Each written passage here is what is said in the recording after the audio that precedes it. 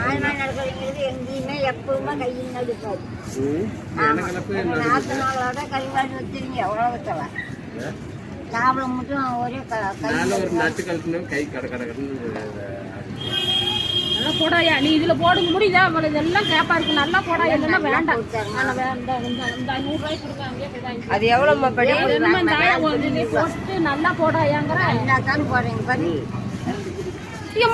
என்னது அது என்ன பண்ணுறீங்க ஏமாமா பசுமாரி திரும்பி பார்த்தா அவங்க அது முட்டாது நைட் பழக்கம் இல்லை.